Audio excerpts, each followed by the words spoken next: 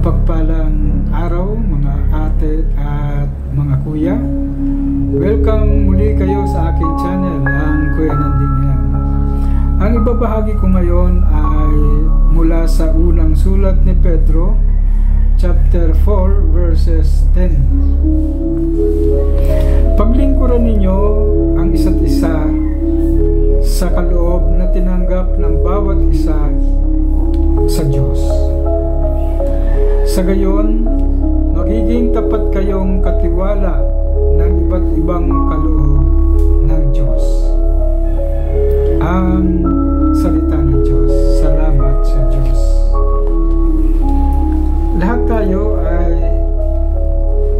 niregaluhan ng Diyos. Biniriyaan tayo ng kanya-kanyang kaloob. May kanya-kanya din tayong purpose sa mundong ito. At pasalamat tayo sa Diyos dahil binigyan tayo ng buhay na napakaganda at nagbibigay ginhawa sa buhay. Kaya lamang tinatawag tayo din ng Diyos upang maglingkod sa iba.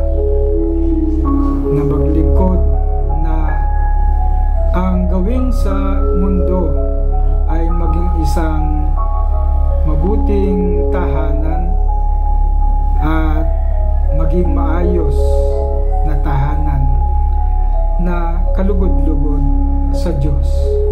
Hindi inaabuso. Halimbawa, ang ating kalikasan ay hindi inaabuso kundi sa kapakanan ng bawat isa at ng nakararami. Binigyan tayo ng iba't ibang talino ng Diyos. At ang talino na ito ay gamitin natin sa paglilingkod sa iba.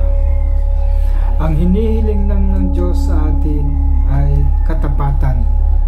Tapat sa ating mga ninanais sa buhay. Lalo na ngayon, nalalapit na naman ang eleksyon. Ang daming nagsasalita tungkol sa pagbabago. Ngunit magandang pagnilayan ng mga tatakbo at sana'y nakabatay din dito ang ating mga guidelines na ang mga ibubuto ba natin ay tapat.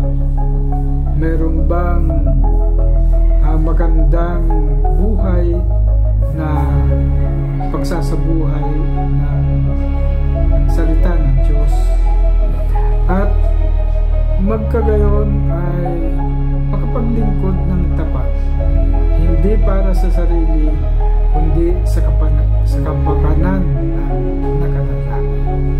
Manalangin tayo. Panginoong Diyos, sana po'y biyayaan kami ng patuloy na diwa ng paglilingkod na mayroong katapatan sa aming sarili at sa aming kapwa, lalong-lalo na ang higit na nangangailangan at mga pinagkakaitan ng lakas.